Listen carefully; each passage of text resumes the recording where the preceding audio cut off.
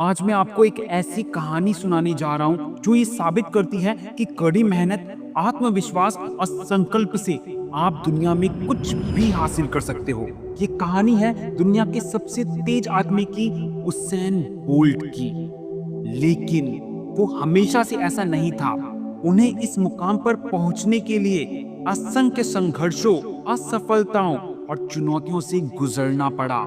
जब वो जमैका के एक छोटे से गांव में बड़े हो रहे थे, तब उनके पास ना तो महंगे जूते थे और ना ही कोई विशेष सुविधाएं, लेकिन उनके पास था तो एक सपना, दुनिया का सबसे तेज धावक बनने का। वो देखते थे कि कैसे ओलंपिक में धावक दौड़ते हैं और उनका मन भी करता था कि एक दिन वो भी उन्हीं की तरह दौड़े और जीते। उनके माता पिता ने हमेशा उनको मेहनत करने की प्रेरणा दी। उनके कोच ने भी उन पर विश्वास रखा और सिखाया कि यदि तुम अपने सपनों के लिए जी जान लगा दोगे ना, तो कोई भी तुम्हें रोक नहीं पाएगा। उनकी राह आसान नहीं थी। जब उन्होंने पहली बार प्रतियोगिता में भाग लिया तो वो हार गए। कई बार चोटें भी लगी, कई बार लोगों ने उनकी हंसी भी उड़ाई और ये भी कहा कि तुम ये नहीं कर सकते। लेकिन उन्होंने कभी हार नहीं मानी। उन्होंने रोज अभ्यास करा, अपनी सीमाओं को तोड़ा और खुद को पहले से बेहतर बना। और फिर उनके जीवन में एक ऐसा समय आया जब उनकी रीढ़ की हड्डी में समस्या हो गई थी। डॉक्टरों ने कह दिया था कि वो फिर से कभी तेज नहीं दौड़ पाएंगे।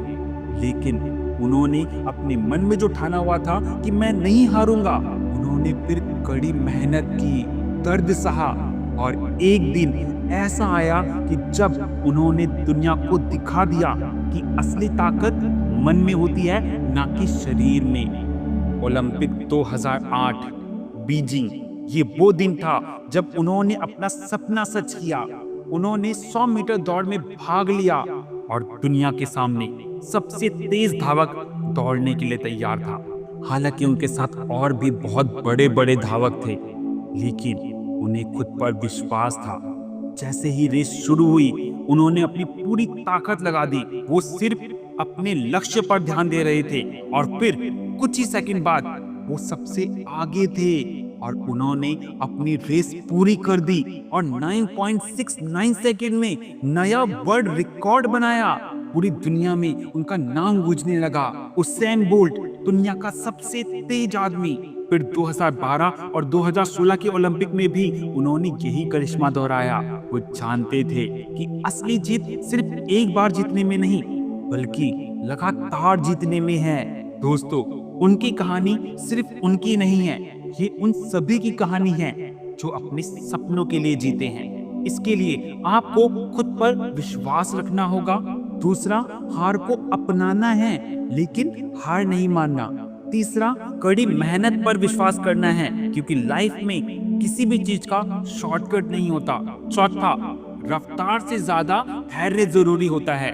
और पांचवा, अपनी क्षमताओं को पहचानना है। तो दोस्तों, आज उसेन बोल्ट जो भी हैं, वो सिर्फ उनकी मेहनत और कभी हार ना मानने वाले रवैये की वजह से हैं। अगर उन्होंने ये कर दिखाया तो तुम भी कर सकते हो।